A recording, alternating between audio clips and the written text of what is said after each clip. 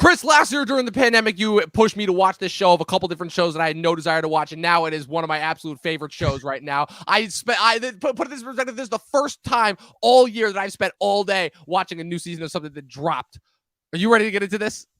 Dude, I am so ready, man. And it seems like if you go by the whole YouTube zeitgeist, we might be one of the few striking first here as far as getting Strike thoughts out first, on this one. strike hard, no mercy. Cobra Kai never dies. Let's do this, man.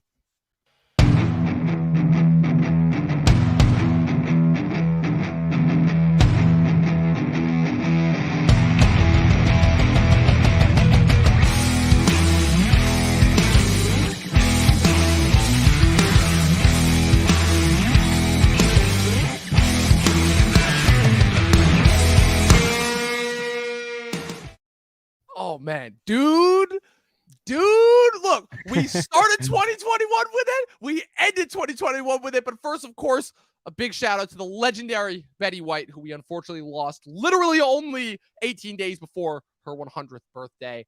God called back the next one to complete the Infinity Gauntlet of death. But she will forever be missed and cherished as the last, unfortunately, the Golden Girls. I just wanted to give that as a shout out. But welcome back, people. Technically, this is our first video that we put out within the year of 2022. It's only been one day, so obviously, year still got a way to go, and we still have like a 2-month recovery period before the year really gets going in March, because that's really what content-wise, yeah. Content-wise, let's be real here. That's when the Batman comes out, so we got a little bit of like a content break. I'm gonna take the while. I'm gonna catch up on some movies. I'm gonna catch up on some TV shows real quick before we get started. Chris, have you got a chance to watch anything new besides this? I've been watching more of Easttown, not necessarily like the newest thing, but I'm almost done with that. I plan to, after we finish this tonight, unless I just get super inspired and end up working on some original ideas, I plan to watch the first episode of Witcher season 2. So the best thing you guys can do if you want to know if I watch that is go follow us on, I can't believe I'm saying this, on TikTok. Never thought I'd hear us say this. I will post my reaction after watching the first episode, as it seems like people like that stuff on there. And it just sounds fun for me to do anyways. It's a good way to get my thoughts in order. So yeah, and I'm going to see Licorice Pizza sometime next week as well. So I have stuff on the horizon. And what about you? What have you been what have I been watching? Pretty much I watched all of Cobra Kai today, and that's pretty much it, because I'm pretty much caught up on everything else. I'm still trying to find screeners for Drive My Car and The Worst Person in the World, so I can try and get caught up on some foreign fare before we get into the Oscar season. I'm still waiting patiently until January 14th for when Tragedy of Macbeth drops, but we've still got a lot of content, a lot of stuff to make up for. But I also just saw a delightful new Disney animated film called Encanto. I did not think that I was going to see an animated film that top Mitchell's vs. the Machines for me, but this film absolutely did. I can safely say this is one of Disney's best in years. Like, I loved every single minute of this movie. Went in a lot of different directions I was not expect, just from Disney in general. Like, this very surprisingly mature movie for a Disney animated film. Because you watched it on Disney Plus, right? I did. Yes, I did. So is this a part of their premium access tier, or is this? No, this had a theater run. This had a theater run for like a couple weeks at Thanksgiving. It just dropped. Oh, okay. So now it's just standard Disney Plus subscription. Go and watch it. They haven't done that since, I think Black Widow was the last one they did. No, Black Widow was the last one they did it with. Yeah, see, I was confused about that because I was like, wasn't this just in theaters? I thought I missed it. I think it's done with. I think because what they're doing now is they're doing the same thing that everybody else is. 45-day window in theaters before it gets dropped in the streaming service. So, but of course, it makes me wonder though. It is, I think, an interesting point to bring up. It's like, okay, are these things gonna have a second life on streaming now? Since people, again, as 2020 was proven, that people are content to wait until this stuff comes out on streaming. Because again, right? I wanted to go and see this in the theaters, but nobody went and saw it in theaters. At least I don't think. Now and then the other factor is everyone's watched. If you look at what last night was, right? New Year's, they had a reduced New Year's in pretty much all major places in the world, trying to limit outbreaks of that, that's going around the world. And so that's the other factor, I think, that might make this more of a common happenstance. But speaking of last night, we have a good friend of our channels in the chat, Jay Manley. What's up, dude? Happy New Year to you as well, man. As the chat starts to roll in here, before we get into our Cobra Kai Season 4 review/reaction, we just want to ask you guys to subscribe, hit the like button on this video, and turn on the bell for all notifications so you never miss when we go live, and help us grow this community so we can continue to thrive into this new year. I mean, this is what it's all about. Like, we're setting the precedent now. This is the official first episode of our 4th season of this podcast, and we're really happy for those of you who are here with us that you've been along with us on this ride, as Dom's perfectly written Instagram post surmised the other night. But How do Finally you made it, make dude. this thing bigger and keep growing? Please subscribe, hit the like, turn on the bell. Dom, shall we get into it? Let's do it, dude. Man, this fucking show. I'm going to lead it off right now. This fucking show, dude. I still remember last year, this is one of 2 shows that you had to like beg and plead with me. You were like, Dom, I watch all the shit that you recommend. Please, for once, can you watch something of mine? I was like, fine. I don't remember if it was this or Ted Lasso first, but it was one of the 2.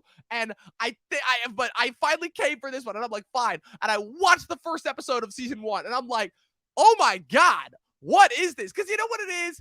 It was I may have been vocal about this. I'm sorry. I mean, no, because we had Jeff from Survivor on, who is a dear friend, and I really, really hope that he comes on again soon. I really desperately wanted to talk to him about Dune, maybe for when part 2 comes out. But for the I've never been a huge Karate Kid fan. I never did. I thought it was passe. I thought it was cheek. Of all the 80s, like kind of iconic stuff that I really loved, that was one of the things that I could never really get into. I thought it was very generic. I thought it was very baseborn. And this show, besides just being almost like it locked me in with the kind of the parody edge of it, because again, these writers know exactly what they're doing. Josh Heald, Hayden Schlossberg, and John Hurwitz. Again, these are the guys who did Napoleon Dynamite and a whole bunch of other comedies in the early 2000s. So these guys know what they're doing as far as locking in and getting the parody edge, right? On top of that, now, here we are, 4 seasons later, again, 2021, after this show had a boom after Netflix purchased it from YouTube Premium, right? It was a little bit of a pastiche, got a little bit of a cult following, but then when Netflix has been known as the home of the cult canon shows. And if this show has not developed into a cult, then I don't know what has, because what people don't understand is that the word cult hit now has taken on a new level, because again, I've been talking about this for a little bit now. The cults, the niches, those are the new mainstream. Those are the new things that work well. There's a reason why Community boomed when it got dropped on Netflix last year, you know? And if there is one thing that it has shown me, it is that the niche stuff, that is where the money's at, because just with this season alone, the first 3 seasons, so I'll break it down. First season, I really enjoyed, because I actually thought that of all the kind of the homage, like nostalgia bait stuff. Again, we just did a whole episode on Matrix last week and how that failed ultimately as a nostalgia bait thing. The first season, I think, nailed that perfectly. Then the second season came out, and I wasn't as big of a fan of it, because I thought they were going a little bit too hard with what's it called? With oh my God, with like the soap opera angles, with the console switches sides. Oh, we got heel turns, we got heroes, we got villains now. But what I didn't understand, Chris, was that was the brilliance of the show, because that's where the drama comes from. And even though the lines and the constant Netflix monologues that they are famous for, they got a little repetitive and tedious, but it was just so damn. It was like, you know what it was like? It was like just that perfect like cream puff that you put in your mouth. It's got just the right amount of sugar and just the right amount of substance. And if you take them like one at a time, you realize that you're getting this one great package. And unlike a majority of other Netflix garbage, you don't get like super overloaded after the fact. And now after this season, I'm like, give me more. Give me more. I don't care. Inject that shit right into my vein. But I don't know, man. What were your thoughts? Yeah, I mean, I think if we're sort of going through and sort of talking about our progression through the seasons, I obviously, famously, I got into the show because my roommate at the time, I was down in film school in Brooklyn, and my roommate Tyler would play this like show off of YouTube, and I was like, "You're watching a YouTube original? Like it's like 2018 at the time." I was like, "What the fuck, dude? Like what are you doing right now?" I was like, bro, we're in film school. Like, we're supposed to be above this, man. What are you doing? He's like, no, Chris, just please watch this. And so it was like it was like me begging you to watch this show was Tyler begging me to watch this show, and our whole 8 months of living together. Just like this past season, the cycle continues. That's all I'm going to say. Exactly. And so eventually I was like, you know what? Fine. Like it was towards the end of the semester. We finished exams, but we hadn't quite moved back home for the summer yet. So we were just like, whatever, man, let's have some drinks. We celebrate. We lived on our own for the first time successfully. Put it on. Let's watch this dumb YouTube show that at that point he'd watched 3 times throughout the course of the semester. So I was like, at this point I got to see it. And then he was like, yeah, it's like based off Karate Kid. I was like, yeah, I know. You've said that. I was like, I've never really been that crazy about any of them outside of the first one. And I was like, at that point in time, my full 80s nostalgia hadn't really even hit yet. Like I loved Karate Kid growing up as a kid, but I think because of Cobra Kai's impact, even that first film means so much more to me than it already has. And so we watched this stupid YouTube show and I'm like, whoa, this is really good, man. He's like, I know, you want to watch another? And we just the whole rest of the day went probably from like 3 p.m. after our last class. You want to watch another? You want to watch another? The season's done. And so I obviously loved that first season. I went back again and watched it. on my own with more of a filmic eye, and I think it still holds up. I mean, for what it is, right? I mean, look, we're not talking about like a Succession level drama here. How dare you, sir? How dare you know what I This mean? is on the level of Succession to me now. As At far this as point, yeah. At this point, yeah. Season 2, I see your criticism, although I didn't mind it as much. Season 3 is where I started to feel a little concerned, but now that I look at it, season 3 was a beautiful springboard for what I think might be the best season since season 1 in season 4, which was just phenomenal. Everything was full send, and in the best way possible. The stakes couldn't be any dumber or any higher. That's beautifully put, Chris, because you know what it is that this past season finally understood that the first 3 seasons were slowly building to, that we as the audience, again, didn't even realize. Again, it's, and if anything, right, Netflix buying this it was almost like fortuitous how this happened, because Netflix obviously made its bones with a show that was already designed as an homage to 80s stuff. But see, the Stranger Things, that was all the creepy stuff, right? That was like that was like, you know, the more innate stuff, you know, that was the Dungeons and Dragons, that was the Stephen King, that was the Carpenter-esque, that was the horror-esque stuff. Now this is getting into the other edge of the 80s. This is the MTV side of the 80s. This is the pop. This is the flash. This is the hard rock. This is the music montages. This is, and but again, what this show has that the 80s didn't, it's got the self-aware edge. And oh man, did they amp the self-awareness to 11 this season, because everything that I loved about season 3, I know where you were at with season 3, but I think that the whole thing is that by the time season 3 came out, I had like, what had it been, like 6 months since the first 2 seasons had been dropped on Netflix? So we'd had like a couple months, right? Again, Netflix, I really praise Netflix for that. They knew exactly what they were doing with this release strategy here. I dropped that shit literally a year ago. Only the difference was it was New Year's Day. That's why, again, 2021 perfectly bookended by those 2 seasons. They dropped it all at once. I binged it all at once. I'm like, oh, hell yeah, let's go. that shit just left me feeling pumped. I don't know what it is. I'm like on an adrenaline spike right now. This got me so effing pumped. Yeah, it's the release strategy couldn't be any more brilliant. I mean, Netflix clearly knows what they're doing with this property. The speed at which they're putting this out and keeping it in the conversation is genius. And I mean, I know you know this, but maybe some of our listeners don't. Season 5 has already been shot. It's in the editing process right now. It's done. Oh, it's in the editing process right now. Oh, and they're working on a 6th. I mean, the train has left the station a long time ago, guys. So I guess let's answer the question of our first topic now that we've sort of done the whole lead up to it. I mean, Dom, you go first, I suppose, since this was your topic. Is this the show's best season? Look, Chris, all that I'm going to say is that, look, these movies, like I said, this show and its sense of self-awareness, again, I thought it lost it a little bit in the second season, but it gained it back for season 3. You know, again, Miguel came back to the side of good, you know. Hawk, we saw his eventually coming back to the light, him and, him and Dimitri finally making up again. And that was already great enough, right? But I didn't realize that was just the sugar to get to the substance, right? This season is the season that truly had the substance, right? You had the characters brought to their lowest depth. You had them switching sides. You had another new character come in, and you were like, whoa. First of all, this season gets props already for bringing back Thomas Ian Griffith and making him as awesome as he was. A character who single-handedly almost brought down the franchise the first time. That's the thing that people don't remember. This franchise has already almost been brought down 3 times. 3 times! First with that god-awful Karate Kid 3, previously starring this guy. That was the movie that, again, brought it in. Then you had the Karate Kid, you know, the first Karate Kid spinoff, the next Karate Kid with Hilary Swank, which, oh man, look, all I'm going to say is, if they're bringing in like every element from that original Karate Kid fandom, oh man, I really hope they bring in Hilary Swank just to give a giant middle finger to everyone that hated those 2 movies, because they've already did that once with Karate Kid 3. Then you had the Jaden Smith movie reboot that they've officially said, okay, that one's not canon, that one is its own thing, right? And that movie, for what it was worth, they tried, you know. But this season, man, oh man, this just had everything. This had everything you could want. This had all the highs. This had all the teen drama. This had all the stupid soap opera moments. This had all the wrestling. I just wanted to take a second and point out that this show, I think, pulls a lot from wrestling, because this show's sense of direction of how it knows where to navigate its characters. Like, okay, they're good one minute, they're bad the next.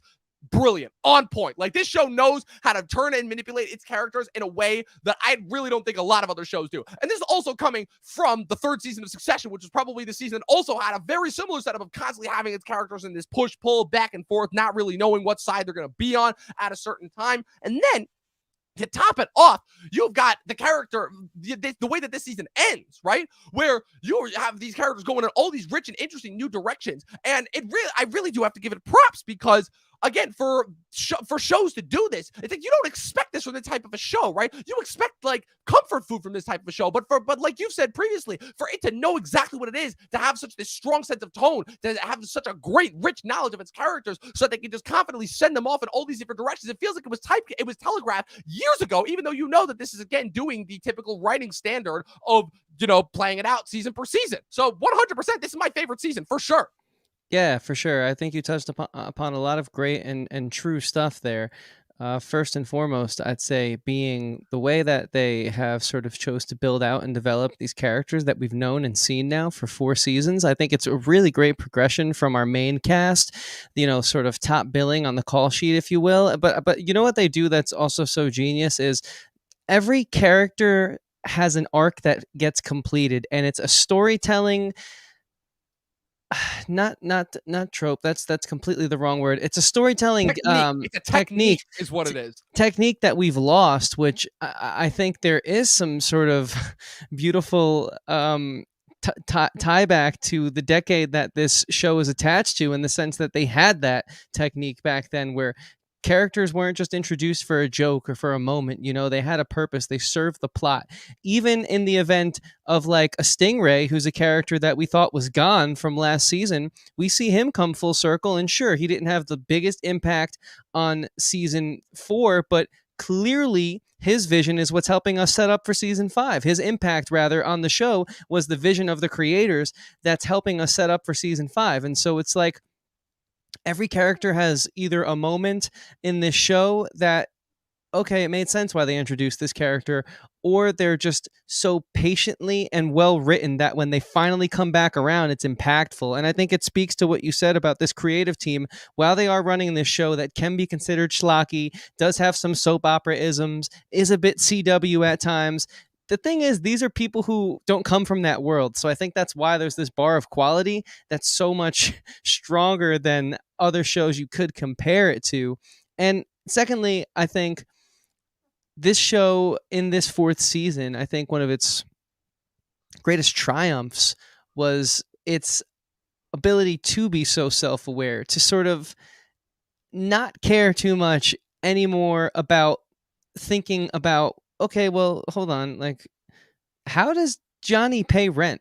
I mean, he's always hanging out with these kids. Like, we gave up on him even trying remotely to pretend that he functions in the world. But it's okay, because we don't need it anymore.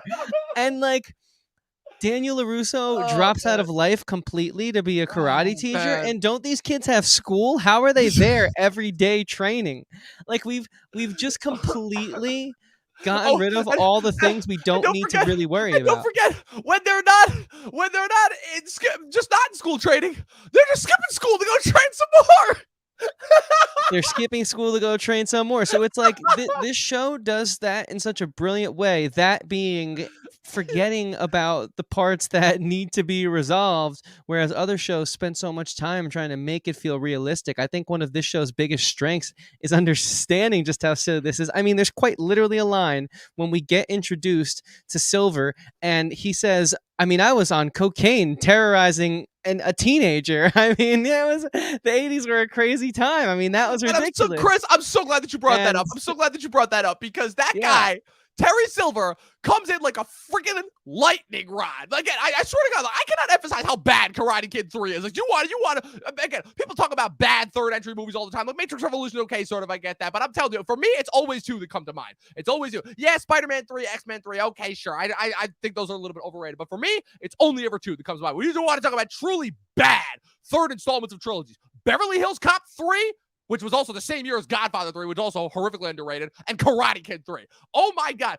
I'm telling you, dude, if you want an example of just how not to do a sequel, go back and watch his clips from Karate Kid 3. He puts the coke in cocaine in that movie. It is wild stuff what he does. And in this performance, oh man, he brings everything to Martin. He brings like the class. Like him and Martin Cove both, they come from a different generation of acting, right? That's the other thing I love just about the performances in this show too. You have There's so many different styles of acting. You've got like the more traditionalist, like clean cut, like kind of CWS performances that you get from all the kids. Then you've got like kind of like, the semi-theater trained, but like also coming from like, they have a little bit of that rough edge with them with Macho and Zabka. But then you got like the class that comes from like, the Martin Coves and the Thomas Ian Griffiths of the world, the guys who weren't quite good enough to make it with like the Pacinos and them back in the 70s, but they still had that class of acting, right? They still came from that school of actors that actually like really had that sense of, acting in them where they weren't just like putting performances in. So they had like a new class and a new gravitas. And Cove and his performances, Kreese, already was like a lightning rod at the end of the first season. It really showed, oh, you thought this was going to be a one and done. Oh no, just wait. But the way that they were hyping up this dude at the end of the third season, and everyone was cheering and everyone was being like, yeah, they're bringing back him. I'm like, for the life of me, I have no idea why. I'm like, do you guys remember Karate Kid 3? You seriously want that dude back in?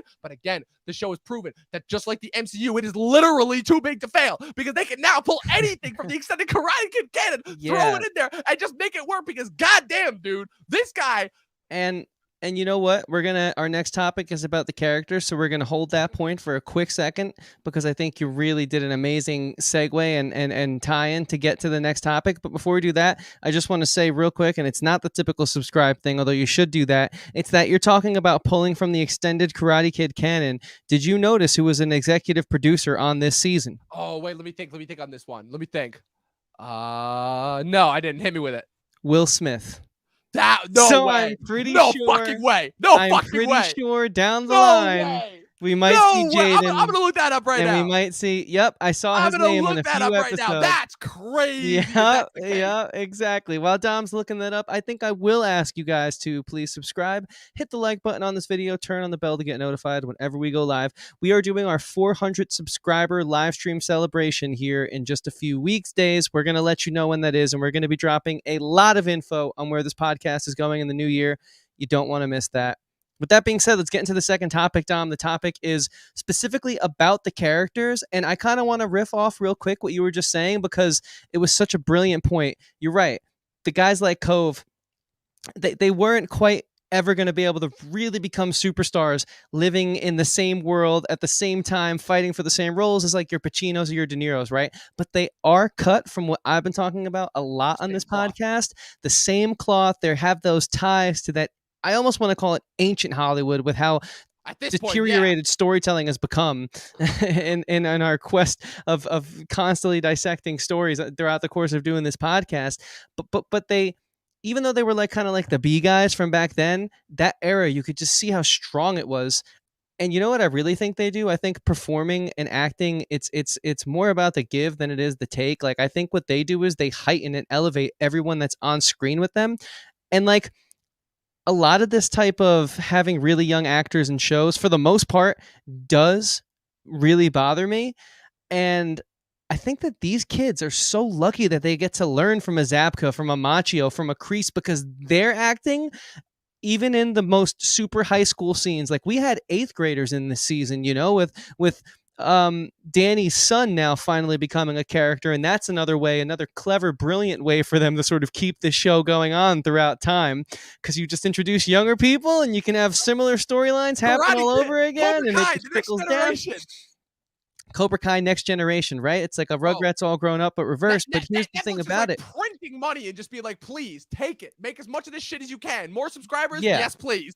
Yeah, the money printer's in full effect with the show, but it's done in such a great way because it's the people behind the screen, like the producers and the writers, like Horowitz and the rest of the gang. I mean, they're not from this sort of soap opera sitcom, soap opera CW style world. I mean, they come from a certain level of storytelling that's above this, but they're bringing it to this medium. And then, of course, you have these actors who are from that classic era of Hollywood, who all in their own right have carved out a piece of filmmaking history, clearly not to the extent of some of the names that you've compared them to, but they're still from that era, trickling that talent down to these young kids. And like, it's the first time in a long time where like high schoolers playing high school parts, it doesn't annoy me to an extent where I have to instantly turn it off, where I'm actually like, you know what? Yeah, these kids still have a lot to learn, but they're like better than every other version of this I've seen. I don't know. What's your take on that? My take on it is that, look, I agree with you 100% on everything that you said about that. But I think for me, the thing that it comes down to is the fact that every one of these characters has a fully fleshed out and built out arc. And even the characters who, again, I thought were going to be so annoying and such inconsequential side characters like Dimitri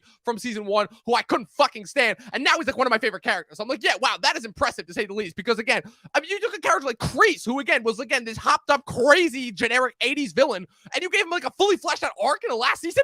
And like actually gave you like a lot of perspective on him as a character. Like you understand each and every single one of these characters in a way that you really never did just from watching those initial couple of Karate Kids movies. You feel like you even know Mr. Miyagi a little bit more. You even know him, and you even like understand him as a person a little bit more in a way that you never would have gotten from the original. You know, Daniel and his back and forth with Johnny. Like this season in general, you had them repeat their fight, and for the first time, again, despite the fact that the show has literally been making fun of that since the first episode, it felt legit and it felt real and it felt earned. I mean, look, all I'm going to say is this season, it specifically had me the minute that they dropped the Rocky 3 reference to the underrated and undervalued Rocky 3, which secretly to me might be my second favorite Rocky movie after the original. I don't know. I have a long history with the Rocky. And there was also the great Star Wars sequence with the high ground. The incredible Star Wars sequence with the high ground. Just everything about this season just worked from everything. Well, like I'm telling you, like Dimitri's one-liners were all-time A tier. Like they've been pretty good. Like season 3, they finally figured out like how just to have him deliver them. Like I think he figured out too. Like, okay, now I really know how to do this character. I've been doing it for a couple years now. But this season they locked it into place. And like every character, dude, like right the Tori character, the Peyton List character. Speaking of which, I've got like a long history of her going all the way back to the Jessie days, right? I'm loving seeing all these Disney Channel stars from all these shows that I watched when I was a kid, like Zendaya and Bella Thorne from Shaking Up, and them, and now Peyton List from Jessie.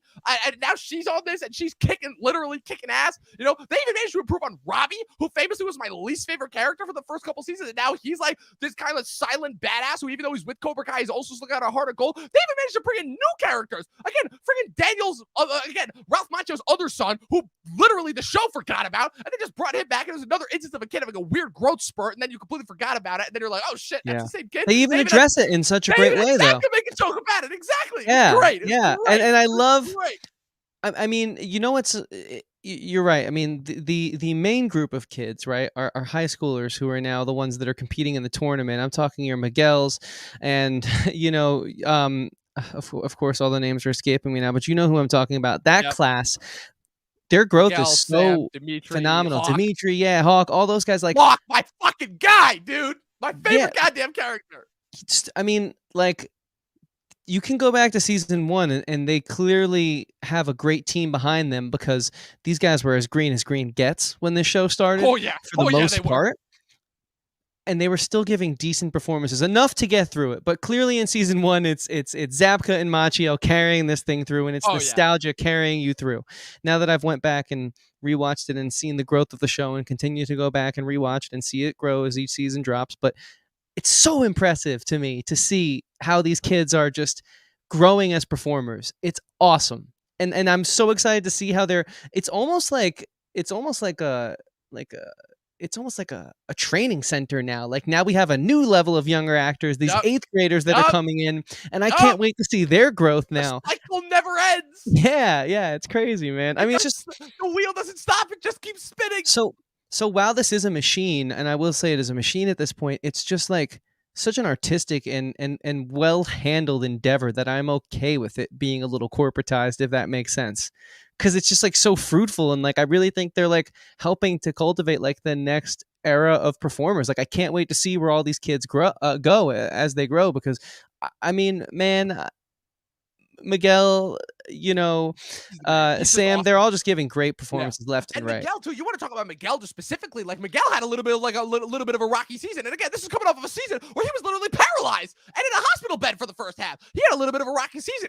His fate, his and Johnny's relationship, which was like the rock upon which this series was founded, they had a little bit of a rocky turn. You know, him and Miguel's mom finally, like, you know, sealing the deal, but then the whole thing with Robbie that emerged, like this was arguably the most turmoil that he had with Robbie. The whole thing with Miguel's real dad, who again they have clearly been hyping, even though it didn't go in the direction that a lot of people were speculating. A lot of people were speculating it could have potentially been Terry Silver that was his dad. That would have just been a whole different ball game in and of itself. They would but they chose to go in a different direction with that. But this is a rough season for Miguel, you know? And I definitely think it was probably the one that possibly challenged him the most. You know, like I said, it challenged all of our characters, you know? Like I said, Daniel was challenged, Johnny was challenged, what's it called? Samantha, oh my God, Samantha, who's been like Little Miss Prissy this entire time. All of a sudden, like she was at a little bit of a heel turn this season. You know, I was impressed. I was like, whoa, what are we doing here?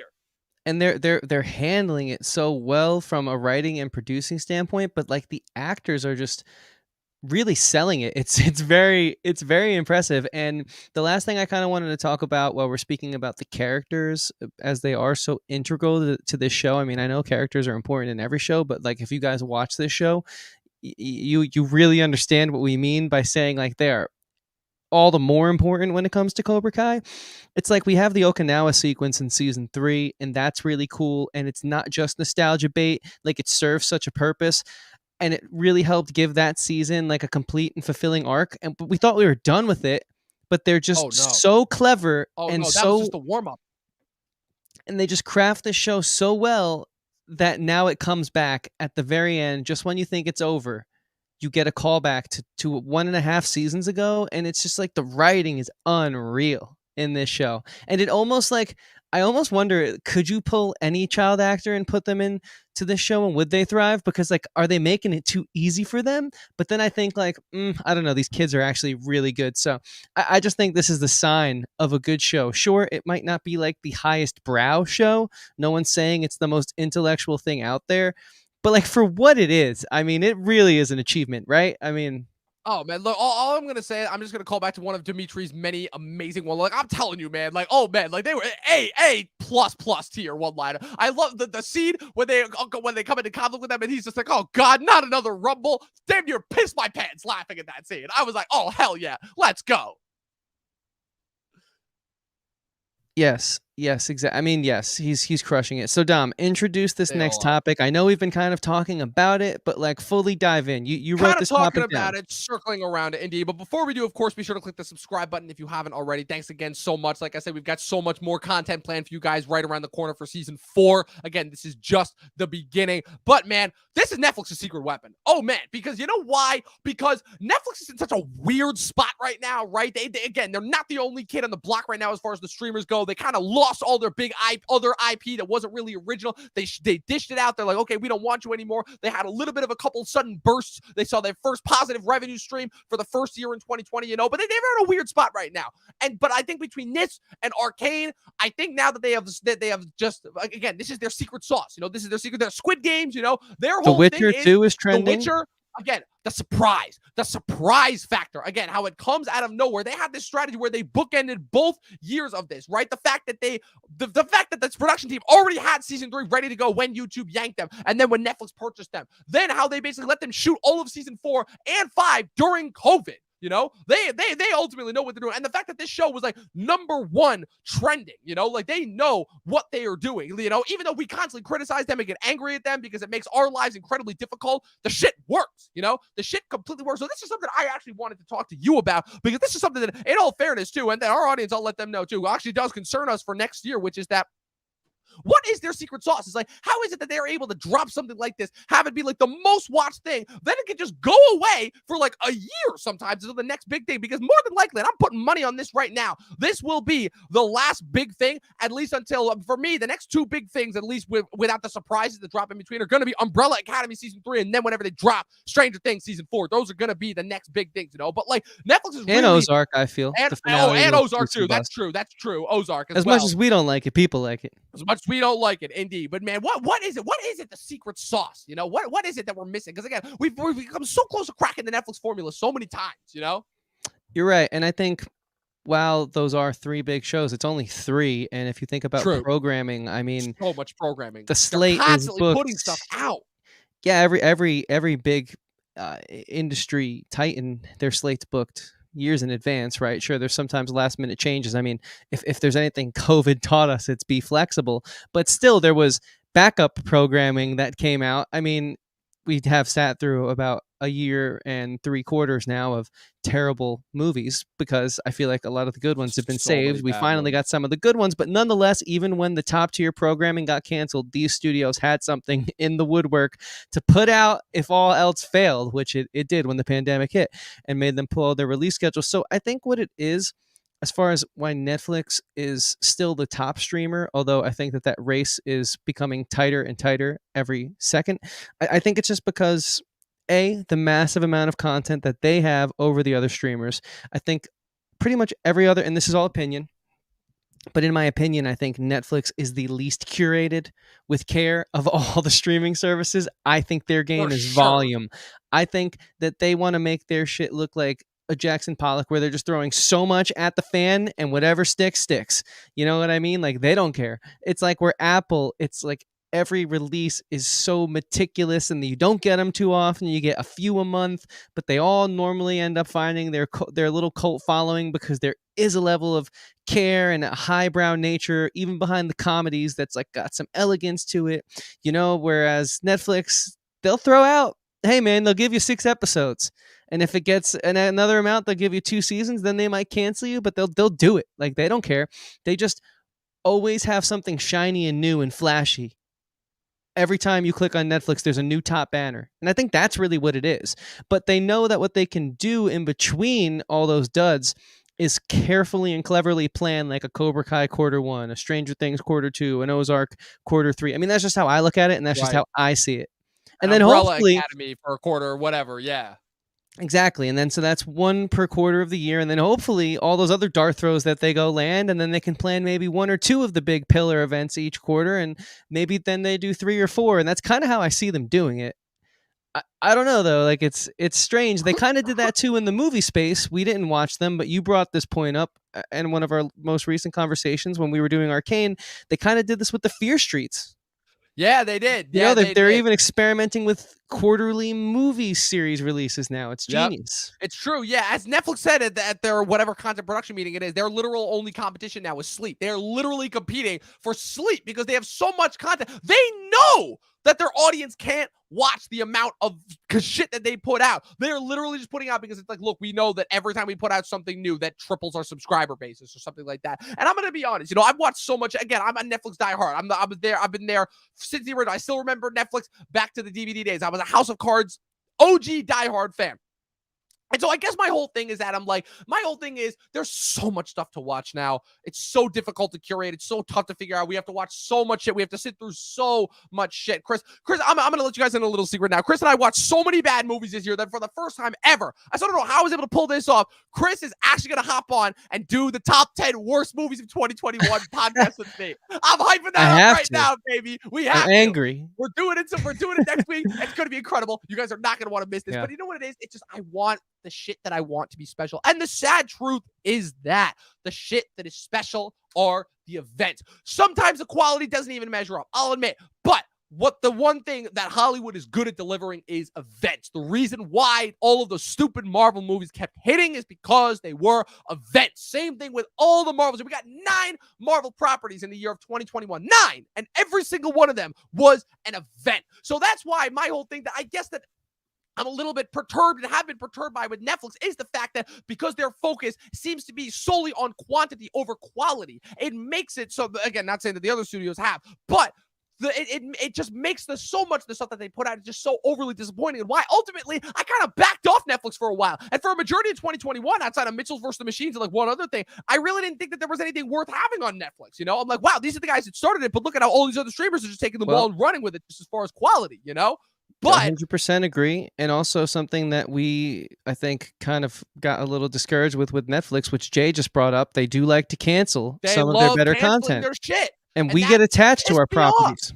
Yeah, we did. There were a lot of Netflix stuff that, again, Glow, American Vandal, but I know not Kim's Convenience, but a lot of other stuff that they did that constantly got ripped away from us. And we got thrown by that. TV is an emotional experience, just as it is like a calculated one from the studios. So the fact that we still do have these events from them, and and essentially since they're the streaming service that started this all, it makes a little bit more impactful. It's why I'm still gonna watch Ozark. It's why I'm still gonna watch Umbrella Academy. Even if and when those shows aren't at their highest, it's because those are the shows that still make it Netflix worth watching. It shows what it is that they originally contributed to the game that helped change it, and as they're still ever evolving in these crazy, very confusing times that we're living in within the media space right now, and for the experiment that is Netflix, it's fascinating to forever hypothesize why one show gets canceled and another gets a season 5 shot before season 4 comes out.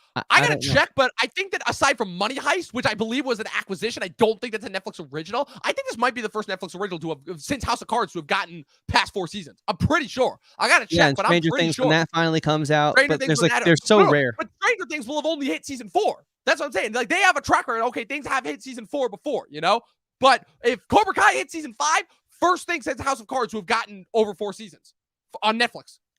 That's something else, man. Crazy.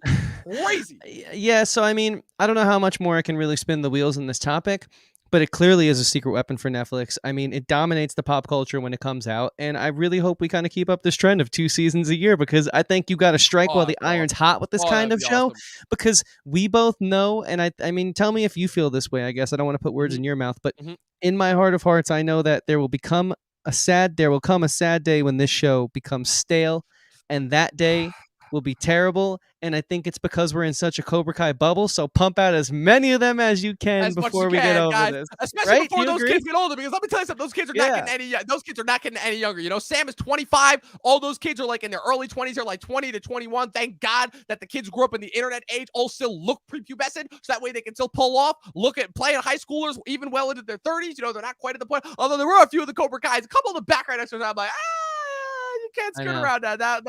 I'm glad you caught that too. There were a couple that were just skirting around in the background. No. It's getting there now. It's getting there now, dude. It's getting there. Bro, the chick who plays Sam is 25. 25.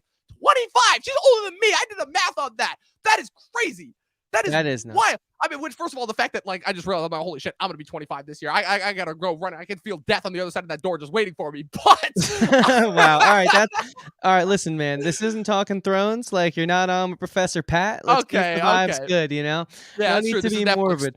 Well, this is Netflix, and all positivity there. Yeah, all positivity when we're talking about Netflix. But speaking of Netflix and like secret weapons and stuff, you have one final topic. Shall we transition into? Oh, hell yeah. Let's do it.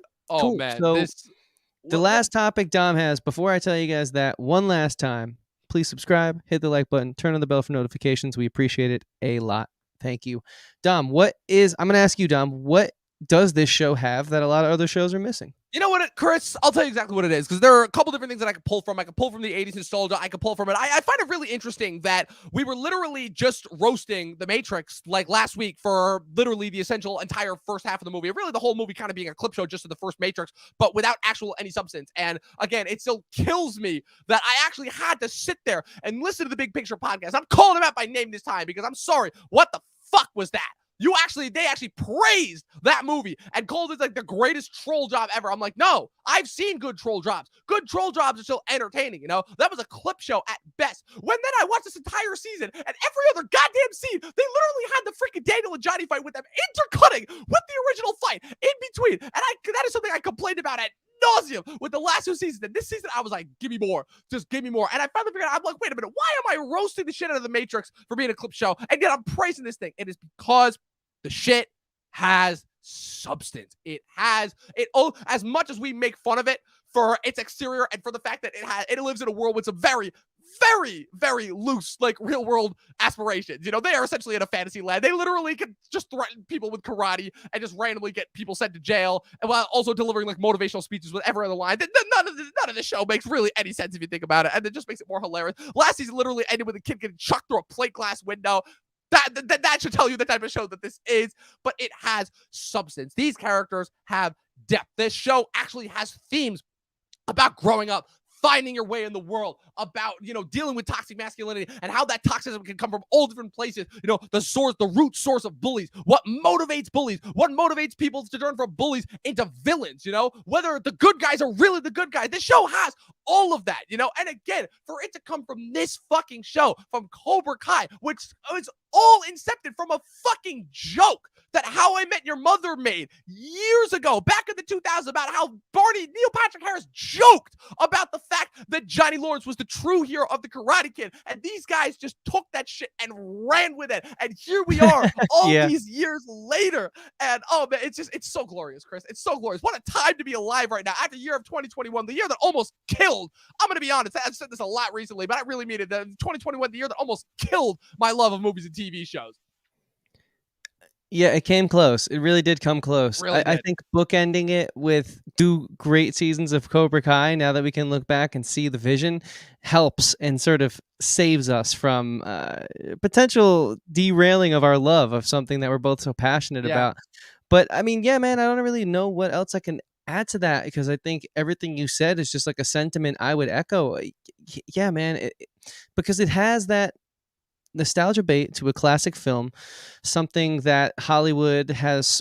The iconography is obviously undeniable, right? So that's there right out in the gates. And Pat Morita obviously was a legend as Mr. Miyagi, and that's just another iconic role of Hollywood that is just so quintessential to what makes the 80s such a blockbuster popcorny era of filmmaking. And so the way that they pay homage to that, it's brilliant, but they're with the times too, and in the funniest, most unpredictable way, because of how they're not afraid to ruffle feathers with using the character Johnny Lawrence trying to adapt and adjust to this ever-changing PC landscape, as he's not trying to be rude, he's just from a different era, and we need to understand that it's hard for him to understand the terms, and they just... It's so great. It's just like a meshing of 2 worlds. It's like 2 worlds coming together, and it's not perfect, and that's what makes it feel human. So as zany and insane and crazy as this show is, it does actually still have some very human moments, like genuinely Daniel LaRusso's wife, who clearly at heart is a mother who wants to protect her daughter. She still tries to help out the girl from Cobra Kai, because at the end of the day, she's a mother, and we get a little backstory of hers where she also comes from a bit of a broken home, and so she can relate. And so she puts aside her pettiness and realizes, like, I'm an adult and this is a kid who's just trying to survive, and I've been there before. So while it's crazy and ridiculous, and the LaRusso's house got stormed and smashed on Christmas last year, we then come back to that with some time and some space where our characters have been able to breathe and reflect with very human interactions that helps balance the ridiculousness of bringing back, Silver and Vietnam flashbacks and all the insane stuff. How dare you, sir? Silver was the MV friggin' P of this season. He brought a new class to this show. How dare you, sir? No, he did, but like him coming back in theory is ridiculous. Oh, ridiculous. Should make no sense. Shouldn't work. Should not work. Again, I reiterate, people, you want a truly bad 3rd movie. Fuck Matrix Revolutions. Go watch Karate Kid 3. I promise you, it's bad. Yeah, so it's just so amazing how I feel like an idiot almost saying, like, there's some really tender and human moments in this thing. Because then, like, there's kids, like, turning baseball field hoses on each other and fighting in drive-ins, but like, and kids like, jumping 9 feet in the air and breaking their hip again. But like, there actually are amazing human moments that make those insane moments feel grounded. And yeah, this show's strange, and I think it's amazing what it offers to the conversation of film criticism for many reasons like that. Let me tell you something, dude. I will say that as goofy and as ridiculous as, but like I said, I swear to God, I was like a sports field commentator when I was watching that. I was like, oh damn, oh, did you see that? Oh my God, what is this? This is crazy. I was literally like, I was freaking out. I was on a high this entire day just watching this show. And let me tell you something, dude. When they got that freaking tournament at the end of those last two episodes, I was hooked, man. I was hooked. I couldn't take my eyes off the screen. I was riveted. I was into it. I was cheering. I literally did a hard fuck yeah when Hawk kicked the shit out of out of Robbie. Dude, that fight was intense, man. That fight was intense. They were going back and forth. I was like, it was like Rocky and Apollo all over again. I was like, oh hell yeah, let's go. And like I said, I know nothing about real boxing and fighting. I can care less about boxing and fighting. I don't know those guys. I'm not invested in those guys. To me, all those guys are just kind of showboaters. I don't really have any investment. But these guys, these are characters, man. And I'm invested in each and every one of them. And so with movie fights, I'm always 1,000 times more invested because I actually know those guys. I feel like I kind of know them. I know them as people. You know, I'm invested in them. One of them one of them takes a hit. One of them goes down. I feel with them. You know, I'm with them, and that is what, to me, this show's secret sauce as far as what this show does that no other show does. It takes the time to actually get you invested in the characters, so that way you're there for the silly moments. You're there for the ridiculous moments, but you're also there for the genuine moments. This show has a lot of genuine moments, which again is tough to pull off just given what kind of a show this is. Yeah, 100%. And Jay kind of echoes our sentiment there when he's talking about Johnny going through the recruitment scene. Yo, for real. I had that same thought. I'm like, yo, where are the cops? Where are the cops? What's going on here? I know. It's just another and again, like the fact that PJ Byrne didn't call the cops on Stingray at all for the partying and the blasting. I'm like, what is this? Where are we right now? It's because those zany moments are then handled with some real human moments where like you actually feel for Stingray, and I'm like, God damn it, why do they have to humanize this character? But them doing that is what's keeping me on board. So I feel like all I can say is I'm looking forward to another season, and I hope it comes sooner than later. I mean, shall we move into final star ratings for the season? Oh, dude, this is already a 5 for me. I don't give a fuck. I'm pulling to you. I'm going there. It was going to be a 4.5, and in hindsight, it probably will be a 4.5. But right now, like I said, I'm still on the high from this fourth season, dude. Okay. 5 stars. Count it. 5. Loved it. Loved every single minute of it. You know what? I like that. I like that energy a lot. I think that you going first has given me the confidence to double down on what I was originally going to do. Fuck yeah. Let's go. Start this year off with a double 5. Cobra Kai season 4 gets 5 stars, man. Off with a fucking high. Let's go. I bet you didn't see that one coming from me either. I honestly didn't. I thought you were going to do like a 4. Honestly. No. Oh, no, dude. Yeah. Are you kidding me? Not after this. This season was like, again, I've never done this stuff, but this season really did feel like it brought back some of that 80s cocaine that has been missing from so many of these movies lately. Yeah, it did. Just go back. They had a couple... Literally any single movie from the 80s that was awesome, just assume they were on cocaine the entire time. It makes sense. It makes sense.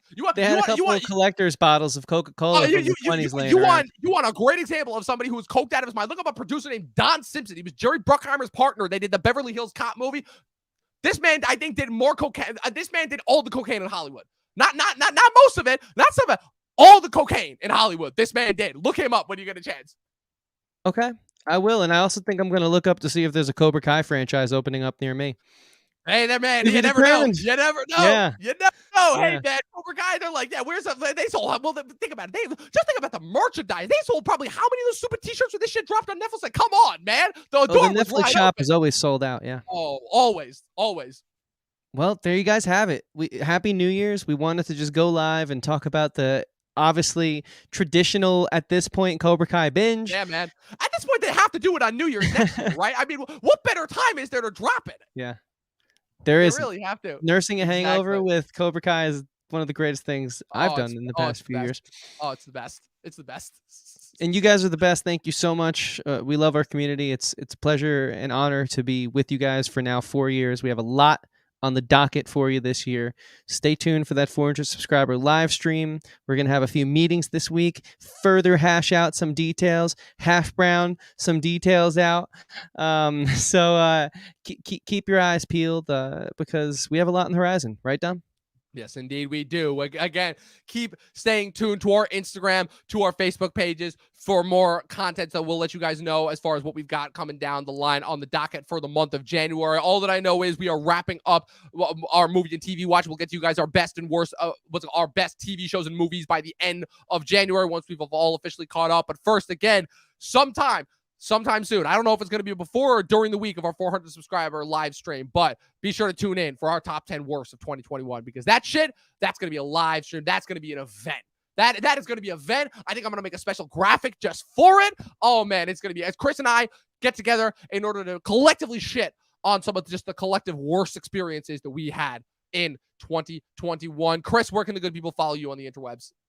Yeah, you guys can find me everywhere our podcast is available. That's Facebook, Instagram, Twitter, and now TikTok. At Christian Ivanko. It's been fun. I'll do some little music things on there. I'm also working on new music, and I've also been posting on the Talkin TV TikTok as well. So go hit the link down below, the description link. It'll bring you to our TikTok and all that type of stuff. But yeah, at Christian Ivanko, Ivanko spelled Evanko. I have a lot that we're going to be doing on this show this year, but then I have some personal endeavors, creatively, that I'll be posting about as well in this new year. So follow me there. I'd appreciate it a lot. And also, I'd appreciate it if you go and follow my very sarcastic and sometimes witty co-host, Dom. Where can they find you, man? Only sometimes. No, I'm just kidding. Well, you don't post enough. That's the problem. That's true. I don't. That's why I say sometimes. Follow me on Facebook and Instagram at Movie Nerd Reviews. All one word. Of course, follow us on our main podcast platforms at official Talkin TV podcast on both Facebook and Instagram. And I haven't made that many posts recently, although I did find one really funny picture that I sent to you the other day. It was a picture of The Rock in 5 different movies in the jungle wearing this one stupid camo shirt. I still can't remember what the 5th one is, but one was Journey to the Mysterious Island, one was The Rundown, and then the other 2 were the 2 Jumanji movies that he was in. And literally the caption above it says, "I shit you not, these are 5 separate movies." Easily one of the funniest things that I've seen in a little bit. Then, of course, I posted the other day, yesterday, when I actually started watching the show. Let's go. And I was like, oh, hell yeah, let's go. Start of the year and end of the year. And of course, a shout out. I had to triple check and make sure because I've been fooled before. But again, unfortunately, Betty White, the last of the Golden Girls, has officially passed at 99. So I just wanted to leave that. Again, let's leave all the negative stuff, all the baggage in 2021. Let's take 2022 by storm as we continue on into this very weird, very strange age of streaming and confusing stuff. But as always, the Talkin TV podcast is going to be here to give you guys the content that it is that you deserve. And as always, remember, 12 seasons in a short film and watch more fucking movies. We'll see you guys next time.